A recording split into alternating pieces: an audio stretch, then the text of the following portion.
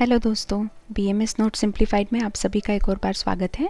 और आप अगर यहाँ पर नए हैं तो मेरा नाम डॉक्टर अपूर्वा है और इस चैनल पर हम बीएमएस सिलेबस से रिलेटेड चैप्टर्स जो होते हैं उनके बारे में हम डिस्कशन करते हैं और लेक्चर्स होते हैं। तो इस वीडियो में हम बात करेंगे तस्य शिति अध्याय के बारे में, जो कि चरक सूत्र स्थान का 6वां अध्याय है, 6th चैप्टर। और इसमें मेनली आदान काल, विसर्ग काल और जो 6 ऋतुएं होती हैं हमारी, उनकी ऋतुचर्या के बारे में डिस्क्राइब किया गया है। तो इसका रेफरेंस आपको चरक सूत्र स्थान अध्याय 6 के अलावा चरक विमान स्थान अध्याय 8 में मिल जाएगा। इसके अलावा अष्टांग हृदय सूत्र स्थान का 3रा अध्याय जो है वो ऋतुचर्या के बारे में ही है, तो उसमें भी आप इसको थोड़ा क्रॉस चेक कर सकते हैं। इसके अलावा अष्टांग संग्रह 4थे अध्याय में आपको इसका रेफरेंस मिलेगा। और सुश्रुत सूत्र स्थान अध्याय 6, सुश्रुत चिकित्सा स्थान अध्याय 24 और सुश्रुत उत्तर तंत्र में अध्याय 64 यानी कि 64। तो इन सब में आपको तस्य शित्य के रेफरेंसेस मिल जाएंगे। तो अगर आपको ये ऑडियो वीडियो नोट्स पसंद आते हैं तो प्लीज़ इस चैनल को लाइक, शेयर और सब्सक्राइब करना मत भूलिए। सब्सक्राइब करना एकदम फ्री है, उसके लिए आपको कोई चार्जेस नहीं लगते हैं। और प्लीज़ इसे अपने फ्रेंड्स में और क्लासमेट्स में ज़रूर शेयर कीजिए। और अगर आपको कुछ पर्सनली मुझसे बात करनी है या कुछ डाउट्स होते हैं या आपको किसी पर्टिकुलर टॉपिक पे नोट्स चाहिए या ये जो नोट्स हैं ये आपको PDF फॉर्मेट में चाहिए, तो मुझे नीचे दिए गए हुए ईमेल ID पे आप कांटेक्ट कर सकते हैं। और देखते हैं कि आज के इस वीडियो में क्या है। तो इसके पहले के अध्याय में मात्रा शित्य में हमने देखा है कि निर्दिष्ट मात्रा में भोजन करने से क्या क्या लाभ होता है, बल वर्ण आदि का उपचय कैसे होता है, तो वो मात्रा शित्य अध्याय में हमने देखा है। अब इसके बावजूद, यानी कि जैसे हम मात्रापूर्वक भोजन अगर हम करते भी हैं तो भी हेमंत आदि ऋतुओं में व्याधियों की उत्पत्ति क्यों होती है, तो इसी के लिए ये तस्य शित्य अध्याय जो है ये आचार्य चरक ने कहा है। और जैसा कि उनकी परंपरा रही है तो अध्याय के पहले श्लोक के पहले वर्ड से ही उन्होंने अध्याय का नाम दिया हुआ है, तो इसलिए तस्य शित्य इस अध्याय का नाम पड़ा है। तो इस अध्याय में हम ये देखेंगे कि अगर हम मात्रापूर्वक आहार करते भी हैं तो भी विभिन्न ऋतुओं में हमें विभिन्न व्याधियाँ क्यों उत्पन्न होती है। तो इसमें इन्होंने कहा है कि जो मनुष्य ऋतु सात्म्य को ठीक ठीक जानकर उसके अनुसार अपनी ऋतुचर्या चलाता है, उसी मनुष्य के बलवर्ण की वृद्धि होती है। तो अब ऋतु सात्म्य क्या है ये हम नेक्स्ट लाइन में देखेंगे ही। तो ऋतु सात्म्य को ठीक ठाक जानकर हम उसके अनुसार अगर अपनी ऋतुचर्या हम करते हैं, ऋतु के हिसाब से आचरण करते हैं, तो हमारे बलवर्ण की वृद्धि होती है। ये इस अध्याय में बताया गया है। तो अब देखते हैं ऋतु सात्म्य क्या है। तो किस ऋतु में कौन सा आहार विहार हमें अनुकूल होता है और कौन सा प्रतिकूल होता है, तो इसको ऋतु सात्म्य कहा गया है। यानी किस ऋतु में किस तरह का आहार विहार हमें खाना चाहिए और किस तरह का आहार विहार हमें नहीं करना चाहिए, तो इसको ऋतु सात्म्य कहा गया है। तो सात्म्य का मतलब एक्चुअली क्या होता है, अनुकूलता, यानी जो फेवरेबल है। तो सात्म्य होता है अनुकूलता, आहार विहार के क्षेत्र में उस प्रकार चलना चाहिए जो सर्वथा अनुकूल हो, जो हमारे लिए फेवरेबल हो, तो इसी को ऋतु सात्म्य कहा गया है। तब सात्म्य की परिभाषा क्या है वो देखते हैं। तो सात्म्य की परिभाषा के लिए यहाँ पे एक श्लोक दिया गया है, आत्मना सह वर्तते इति सात्म तद्भावः सात्म्यम। और ऋतु सात्म्य के लिए कहा गया है, यस्मिन् यस्मिन् ऋतो यद यद उचितम पथ्यम वा तस्मिन् तस्मिन् सात्म्यम। यानी जिस जिस ऋतु में जो जो उचित पथ्य है उस ऋतु में वो हमारे लिए सात्म्य। यानी हर ऋतु में एक ही चीज़ सात्म्य नहीं रहेगी हमारे लिए। जैसे शीत ऋतु में शीत खाना सात्म्य नहीं रहेगा, उष्ण ऋतु में उष्ण खाना सात्म्य नहीं रहेगा। तो ऋतु के हिसाब से कौन से ऋतु में क्या क्या पथ्य है, हितकर है, वो उस ऋतु के लिए हमारे लिए सात्म्य होता है। तो यहाँ पर ये सात्म्य की परिभाषा दी गई है। ये छोटे छोटे एक एक लाइन के श्लोक है, अगर आप लर्न करके इनको एग्जाम में लिख सकते हैं तो ज़्यादा मार्क्स फेच करने के लिए आपको ये उपयोगी होंगे। अब इसके बाद ऋतु विभाजन देखेंगे। तो आदान काल और विसर्ग काल के अनुसार 6 ऋतुएं कही गई हैं। तो संवत्सर जो होता है, यानी कि एक संपूर्ण वर्ष, उसे संवत्सर कहते हैं, 1 होल ईयर। तो उसको 6 अंगों में या ऋतुओं में विभाजित किया गया है। तो इसी के 2 नाम दिए गए हैं, आदान काल और विसर्ग काल। तो आदान काल कौन सा होता है, जिसमें सूर्य उत्तर की ओर जाता है। तो उत्तर की ओर जाने के समय को आदान काल कहते हैं और इसी को उत्तरायण भी कहते हैं। तो इसमें 3 ऋतु आते हैं, शिशिर, वसंत और ग्रीष्म। और विसर्ग काल जो है वो है सूर्य का दक्षिण की ओर जाने का समय, तो इसे ही हम दक्षिणायन भी कहते हैं। और इसमें 3 ऋतु आते हैं, वो है वर्षा, शरद और हेमंत। तो ये बहुत बार एमसीक्यूज़ में पूछ लेते हैं कि आदान काल और विसर्ग काल का सिमिलर दूसरा नाम क्या है।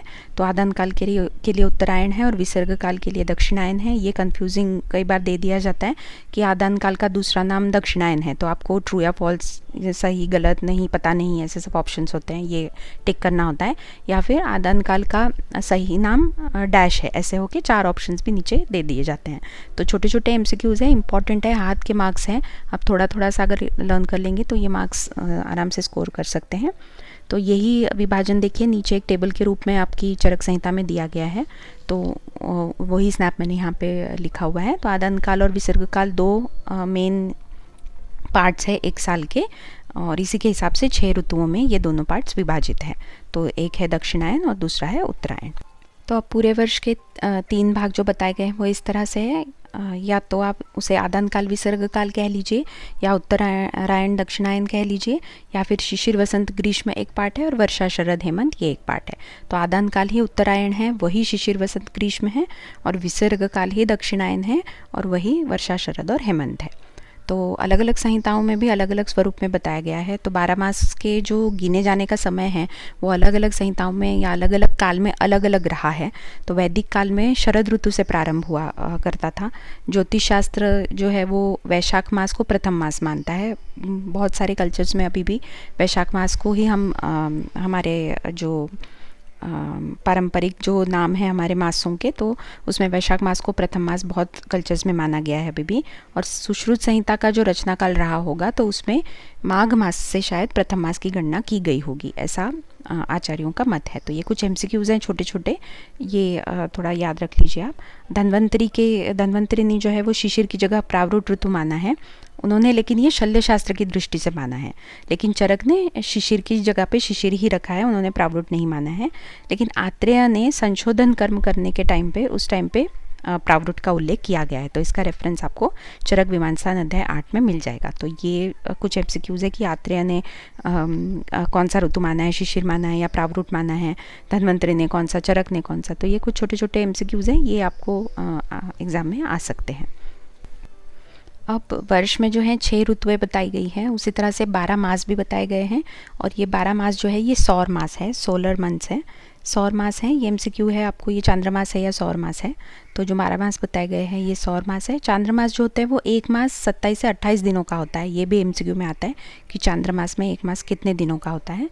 और हर 32 मास के बाद एक चांद्रमास अधिक आता है, जिसे हम अधिक मास कहते हैं या मल मास कहते हैं या पुरुषोत्तम मास भी कहते हैं। इस साल आया हुआ है, तो हर 32 मास के बाद एक चांद्रमास अधिक आता है। तो ये भी एमसीक्यू है कि कितने मास के बाद एक चांद्रमास अधिक आता है और उसके क्या क्या पर्यायी नाम हैं। तो सुश्रुत ने जो 6 ऋतुएं बताई हैं, उन्होंने ये वातादि दोषों के संचय, प्रकोप और प्रशम का कारण है ये भी बताया है। और जिन देशों में शीत अधिक होता है तो वहाँ पर हेमंत और शिशिर ऋतु गणे जाते हैं, तो शीतकाल के ऋतु देखे जाते हैं। जिन देशों में वर्षा अधिक होती है वहाँ पे वर्षा और प्रावरुट ऋतु देखे जाते हैं, तो वर्षा काल के ऋतु देखे जाते हैं।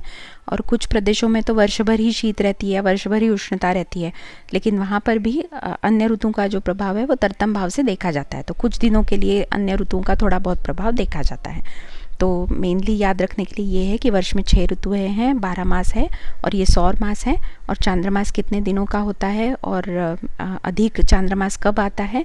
और सुश्रुत ने इनको वातादि दोषों के संचय, प्रकोप और प्रशम का ऋतु का कारण भी बताया है। तो ये सब कुछ इम्पोर्टेंट थोड़ी चीज़ें यहाँ पर है।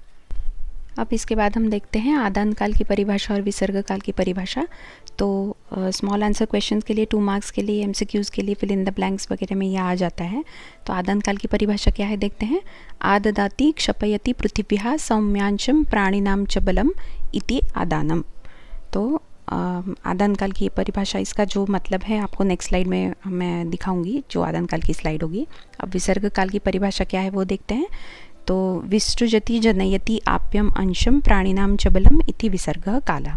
तो इन दोनों का ही मतलब क्या है हम अगले स्लाइड्स में देखते हैं। लेकिन डेफिनेशन अगर आपको लिखने को आती है, आदान काल की परिभाषा लिखिए या आदान काल के बारे में लिखिए या विसर्ग काल के भी बारे में लिखिए, तो ये एक एक लाइन का श्लोक है, ये आपको डालना थोड़ा ज़रूरी हो जाता है क्योंकि मार्क्स तो बढ़ने के चांसेस है ही, और ये काफ़ी इम्पॉर्टेंट विभाजन है हमारे साल का, तो काफ़ी इम्पॉर्टेंट श्लोक है ये, इसको काउंट किया जाता है। तो ये एक एक लाइन का श्लोक है, आप हो सके तो इसको थोड़ा याद कर लीजिए। अब इस लाइन में देखिए दोस्तों, ये एक पिक्चर दिख रहा है यहाँ पे आपको। ये एक पिक्चर अगर आप माइंड में रख लेंगे तो आपको आदान काल विसर्ग काल आसानी से लर्न हो सकता है। तो आदान काल और विसर्ग काल का जो ऋतुओं का विभाजन है वो यहाँ पर क्लियरली बताया गया है। आदान काल में जो है आपको शिशिर वसंत ग्रीष्म ऋतु आते हैं, और विसर्ग काल में वर्षा शरद और हेमंत ऋतु आते हैं। तो किस ऋतु में कौन सा रस की वृद्धि होती है वो भी यहाँ पे बताया गया है, और किस ऋतु के क्या कैरेक्टरिस्टिक्स है, उसके क्या गुण हैं, उसमें क्या क्या हमें देखे जाते हैं स्पेशल फीचर्स, तो वो भी यहाँ पिक्चर्स में आपको आसानी से दिख जाते हैं। तो अगर आप ये थोड़ा सा मेमोराइज़ कर लेंगे, अगर आप इसको ड्रॉ भी कर पाएंगे एग्ज़ाम में तो ये बहुत ही बढ़िया होगा आपके लिए। अगर ये लर्न कर सकते हैं तो डिस्क्रिप्शन लिखने में भी आपको कोई मुश्किल नहीं होगी। तो नेक्स्ट स्लाइड्स में हम देखते हैं आदान काल और विसर्ग काल का डिस्क्रिप्शन, तब इस पिक्चर के बारे में और थोड़ा डिटेल में देखेंगे। तो अब देखिए यहाँ पे विसर्ग काल के बारे में बताया गया है, बहुत इंपॉर्टेंट पार्ट है, एमसीक्यूज़ के लिए आता है, एसएक्यूज़ के लिए आ जाता है, 2 मार्क्स 4 मार्क्स 5 मार्क्स के लिए आ जाता है। तो विसर्ग काल को ही क्या कहा गया है, दक्षिणायन भी कहा गया है, और इसमें जो है चंद्र का पूर्ण अधिकार होता है, और वायु इसमें बिल्कुल भी रुक्ष नहीं होता है, चंद्रमा ही पूर्णतः बलवान होता है, और ये पूरा काल जो है वो चंद्रमा के गुणों से युक्त होता है, सौम्य होता है। और इसमें जो ऋतुएं आती है वो है वर्षा शरद और हेमंत, और ये ऋतुएं जो हैं इसी ऑर्डर में उत्तरोत्तर अधिकाधिक बल वृद्धिकर है, अधिकाधिक अरुक्ष है, यानी वर्षा से ज़्यादा शरद बल वृद्धिकर है, शरद से ज़्यादा हेमंत बल वृद्धिकर है, उसी तरह से वर्षा से ज़्यादा शरद में रुक्षता कम है, और शरद से ज़्यादा हेमंत में रुक्षता कम है। और इनमें रस जो है वो है अम्ल, लवण और मधुर रसों की वृद्धि होती है, और मनुष्य का शरीर जो है वो क्रमशः बलवान होता जाता है, मनुष्य का बल बढ़ता जाता है। तो अब यहाँ पर देखिए साइड में छोटा सा एक चार्ट बनाया है। तो वर्षा में क्या है, वर्षा ऋतु में अल्प स्निग्धता है, अल्प बल की वृद्धि है और अम्ल रस की वृद्धि है। उसके बाद शरद आता है, शरद में मध्यम स्निग्धता है, मध्यम बल वृद्धि है और लवण रस की वृद्धि है। और हेमंत में पर्याप्त स्निग्धता है, पर्याप्त बल वृद्धि है और मधुर रस की वृद्धि होती है। तो यहाँ पे देखिए रस भी मैंने साइड में यहाँ पे मार्क कर दिए हैं हर ऋतु के ऊपर, और इसमें कौन से मास आते हैं वो भी आपको देखने को मिल जाएगा। तो वर्षा ऋतु में जो है श्रावण और भाद्रपद आता है, शरद ऋतु में जो है आश्विन कार्तिक आता है, और हेमंत ऋतु में जो है मार्गशीर्ष और पौष आते हैं। तो ये सब कुछ ये एक ही स्लाइड में आपको कौन से मास आते हैं, कौन से रसों की वृद्धि होती है, कौन से ऋतु आते हैं, और इसमें किसका प्रभाव ज़्यादा है, जैसे कि चंद्र का प्रभाव ज़्यादा है, तो ये सब कुछ आपको इस एक ही स्लाइड में मिल जाएगा। सेम इसी तरह हम आदान काल का स्लाइड भी अभी देखते हैं। तो आदान काल को क्या कहा गया है, आदान काल को उत्तरायण कहा गया है। तो इसमें सूर्य और वायु का पूर्ण अधिकार होता है, जैसे कि विसर्ग काल में चंद्रमा का पूर्ण अधिकार होता है, तो इसमें सूर्य और वायु का पूर्ण अधिकार होता है। सूर्य की किरणें भी बहुत तीव्र होती है और वायु भी बहुत ज़्यादा रुक्ष होती है। तो आग्नेय गुण प्रधान है ये ऋतु, ये जो काल है ये आग्नेय गुण प्रधान है। इसमें शिशिर वसंत और ग्रीष्म ऋतुएं आती हैं ये ऋतुएं उत्तरोत्तर अधिकाधिक वृक्ष होती है, यानी कि शिशिर से ज़्यादा वसंत वृक्ष है, वसंत से भी ज़्यादा ग्रीष्म वृक्ष है। और इनमें तिक्त, कषाय और कटु रसों की वृद्धि होती है। इसमें कौन सा है वो साइड में हम तालिका में देखेंगे। और इसमें मनुष्य के शरीर में दुर्बलता होती जाती है। तो नेचुरल है, आप अगर सोचेंगे तो ग्रीष्म यानी कि समर में हम वीक महसूस करते हैं, और विसर्ग काल में हम थोड़ा ज़्यादा बेटर महसूस करते हैं, विंटर के टाइम पे हम बेटर महसूस करते हैं। तो ये अगर आप normal day to day life में भी अगर आप देखेंगे तो आपको ये डिफरेंसेस पता चलते हैं। तो लिखने में इतनी मुश्किल नहीं है, आप अगर वो सीज़न को आप अपने माइंड में लाएंगे तो आपको डिस्क्राइब करने में ज़्यादा मुश्किल नहीं होगी। तो शिशिर ऋतु में क्या होता है, अल्प रुक्षता होती है, अल्प दुर्बलता होती है, और द्रव्यों में तिक्त रस की उत्पत्ति होती है। वसंत में क्या है, मध्यम रुक्षता है, मध्यम दुर्बलता है, और द्रव्यों में कषाय रस है। और ग्रीष्म में तीव्र रुक्षता है, तीव्र दुर्बलता है, और द्रव्यों में कटु रस की उत्पत्ति है। तो इसी तरह से यहाँ पर मैंने इन ऋतु में कौन से मास होते हैं वो भी दे दिया है। तो जो शिशिर ऋतु है उसमें आपको माघ फाल्गुन मास मिल जाएंगे, और वसंत ऋतु में चैत्र वैशाख होता है, और ग्रीष्म ऋतु में ज्येष्ठ और आषाढ़ होता है। तो ये सब कुछ ही इसी एक ही स्लाइड में आपको मिल जाएगा। आदान काल को क्या कहते हैं, उस पर किसका अधिकार होता है, वो किस तरह के उसके फीचर्स है, जैसे कि उसमें रुक्षता अधिक है, आग्नेय गुण प्रधान है, फिर कौन से रसों की उत्पत्ति वृद्धि होती है और कौन से मास हैं, ये सब कुछ आपको इसी एक स्लाइड में मिल जाएगा। 2 मार्क्स के लिए, 4 मार्क्स के लिए, 5 मार्क्स, SAQs, MCQs सब के लिए आपको ये स्लाइड काम में आ सकता है। अगर आप ये पिक्चर इस तरह से हाफ ड्रॉ कर सकते हैं तो और भी बेटर है।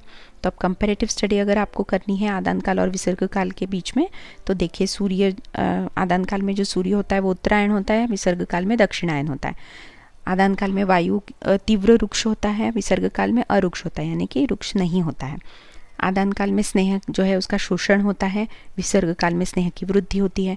आदान काल का स्वभाव जो है वो आग्नेय है, विसर्ग काल का स्वभाव जो है वो सौम्य है। आदान काल की ऋतुएं हैं शिशिर, वसंत और ग्रीष्म। विसर्ग काल की ऋतुएं हैं वर्षा, शरद और हेमंत। आदान काल के मास हैं माघ, फाल्गुन, चैत्र, वैशाख, ज्येष्ठ, आषाढ़। और विसर्ग काल के मास है श्रावण, भाद्रपद, आश्विन, कार्तिक, मार्गशीर्ष और पौष। और आदान काल के रस है तिक्त, कषाय, कटु। विसर्ग काल के रस हैं अम्ल, लवण और मधुर। तो ये एक तालिका भी अगर आप लर्न कर लेंगे और इस स्लाइड को और इसके पहले के 2 स्लाइड्स को अगर आप मिलाकर आदान काल और विसर्ग काल के बारे में लिखेंगे तो surely full out of full marks मिलना आपका निश्चित है। तो मेनली इसमें ये याद रखने वाली बात है कि आदान काल के अंत में और विसर्ग काल के आरंभ में सब प्राणियों में दुर्बलता होती है। नेचुरली एक चीज़ से, एक काल से हम दूसरे काल में जब जा रहे हैं तो बीच में ट्रांजिशन होता है ना, बीच का जो एक पीरियड होता है, एक सीज़न से जब हम दूसरे सीज़न में जाते हैं, उसी तरह से एक काल से हम दूसरे काल में जब जाते हैं तो पहले वाले काल के अंत में और दूसरे वाले काल के स्टार्टिंग में एक पर्टिकुलर एक ट्रेट होगा, तो वो है आदान काल के अंत में और विसर्ग काल के आरंभ में है प्राणियों में दुर्बलता। विसर्ग काल के अंत में और आदान काल के आरंभ में सारे प्राणी बलवान होते हैं। सेम वैसे ही ट्रांजिशन होगा फिर से 2 कालों के बीच में। और विसर्ग काल का मध्य यानी उस काल का सेंटर का भाग और आदान काल का मध्य, इनमें सभी प्राणियों में मध्यम बल होता है।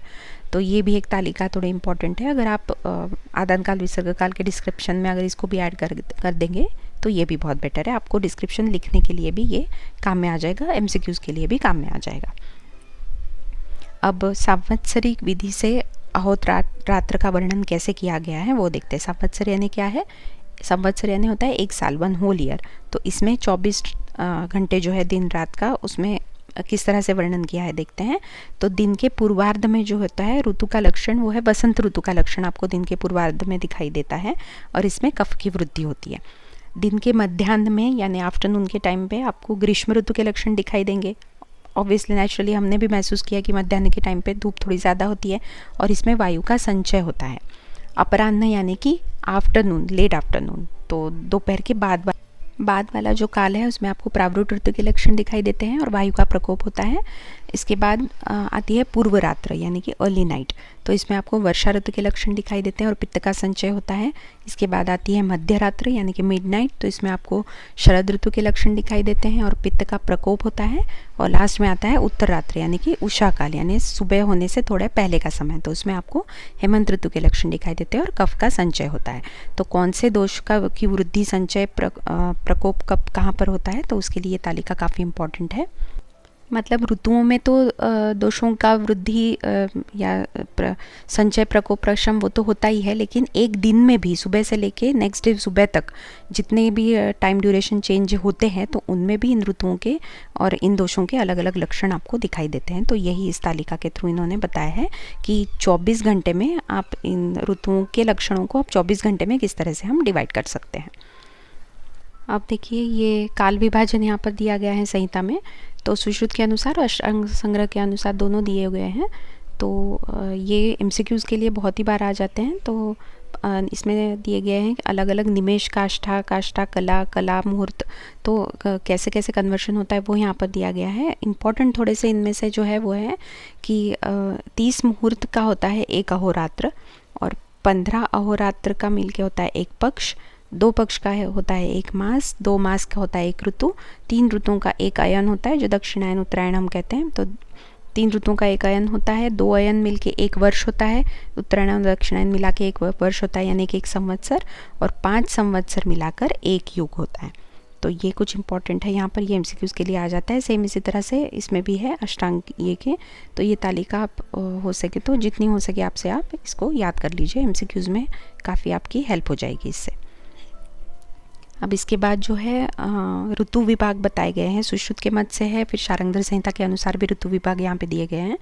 तो माघ फाल्गुन जो है सुश्रुत ने जो है 2 इसमें डिवाइड किया है, फिर इसको सामान्य ऋतु विभाग किया है और दोषानुसार उन्होंने ऋतु विभाग अलग किए हैं। तो सामान्य ऋतु विभाग उन्होंने कौन से बताए हैं, तो माघ फाल्गुन को उन्होंने शिशिर कहा है, चैत्र वैशाख है वसंत, ज्येष्ठ आषाढ़ है ग्रीष्म, श्रावण भाद्रपद है वर्षा, आश्विन कार्तिक है शरद और मार्गशीर्ष पौष है हेमंत। और दोषानुसारी उन्होंने अलग बताए हैं, तो भाद्रपद अश्विन को उन्होंने वर्षा कहा है और कार्तिक मार्गशीर्ष को शरद कहा है, पौष माघ को हेमंत कहा है। तो इसमें से थोड़ा थोड़ा डिफरेंस है, पहले वाले पेयर्स जो है उसमें से आगे का महीना और नेक्स्ट पेयर में से पहले का महीना, ऐसा करके ये पेयरिंग यहाँ पे किया गया है। तो इतना डिफ़िकल्ट नहीं है याद रखने के लिए, लेकिन जो सामान्य ऋतु विभाग है वो आप ज़रूर याद कर लीजिए। और शारंगधर संहिता के अनुसार जो ऋतु विभाग है उन्होंने उनके मासों के नाम देखिए, मेष वृष मिथुन कर्क, जिन्हें हम आजकल राशियाँ कहते हैं, तो उनके हिसाब से उन्होंने ऋतु विभाग किए हुए हैं। तो मेष वृष मिथुन कर्क सिंह कन्या तुला वृश्चिक धनु मकर कुंभ मीन, इस तरह से उन्होंने ग्रीष्म प्रावरुद्ध वर्षा शरद हेमंत और वसंत को बांटा है। तो आपको मैक्सिमम आपको सुश्रुत का जो है वो आपको याद रखना है, हो सके तो उनका दोषानुसारी ऋतु विभाग जो है वो भी आप थोड़ा याद कर लीजिए। जैसे मैंने कहा, अब सपोज आप देखिए इसमें दोषानुसारी में फर्स्ट आपको दिख रहा है वर्षा, अब और इधर सामान्य में आप वर्षा देखेंगे तो उसमें क्या है, श्रावण भाद्रपद है, लेकिन दोषानुसारी में जो वर्षा दिया है उसमें भाद्रपद अश्विन है। तो अभी सामान्य में जो वर्षा के बाद का है अश्विन कार्तिक, तो भाद्रपद और अश्विन देखिए आप क्रॉस में आपको दिख रहे हैं यहाँ पे, यानी कि वर्षा का जो लास्ट सेकेंड मंथ है और उसके बाद वाले का फर्स्ट मंथ है, ऐसा करके उन्होंने उसका विभाजन किया हुआ है।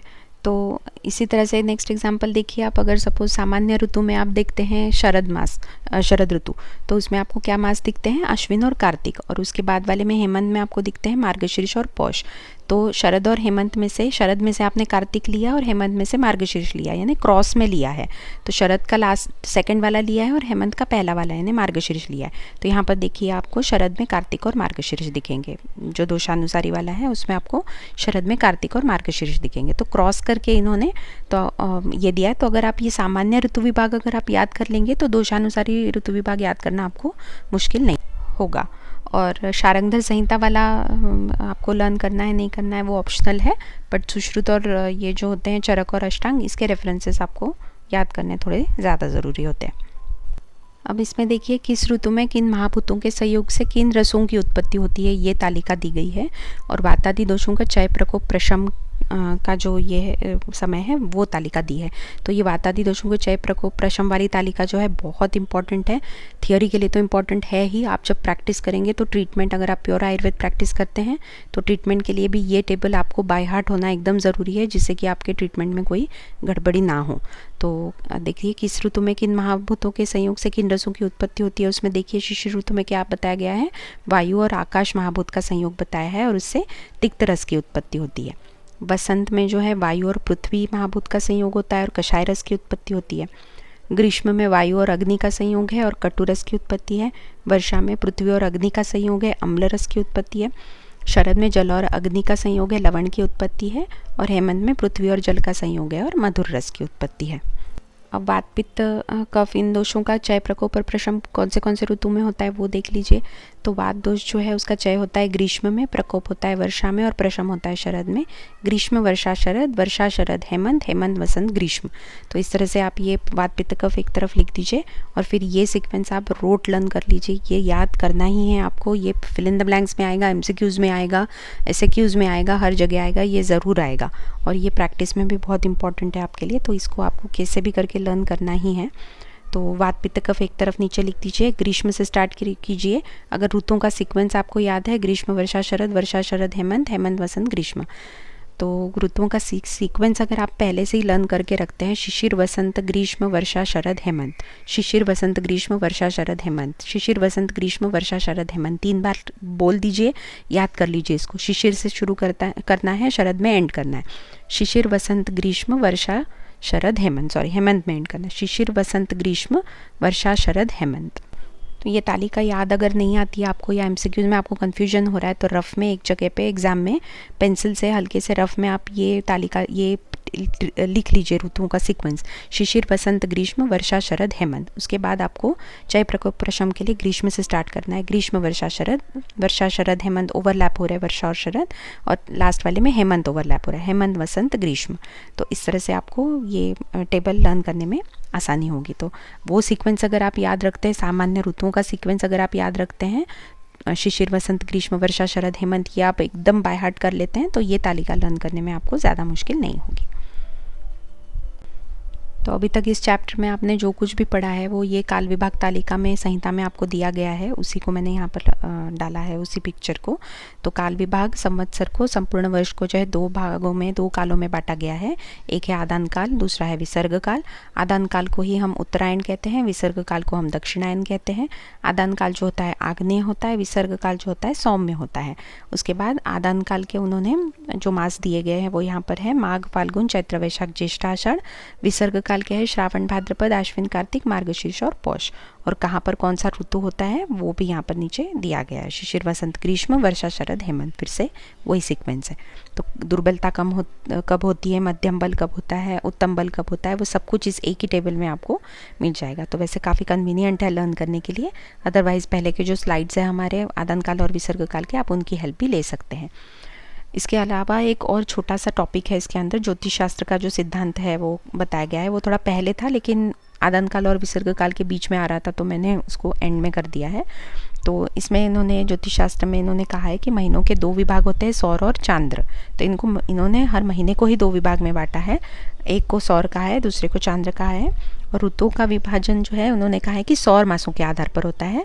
और मकर संक्रांति से मिथुन संक्रांति तक का जो काल होता है वो उत्तरायण होता है, और कर्क संक्रांति से धनु संक्रांति का जो काल होता है वो दक्षिणायन का होता है।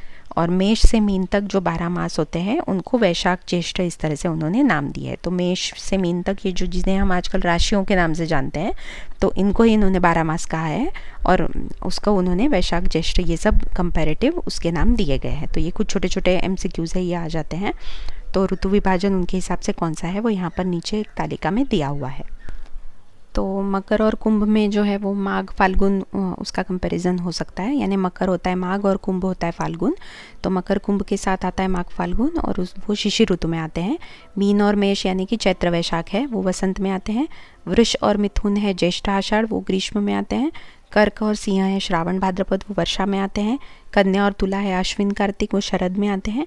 और वृश्चिक, धनु होते हैं मार्गशीर्ष, पौष, वो हेमंत में आते हैं। तो ये इन्हीं के नाम है, मासों के ही नाम है।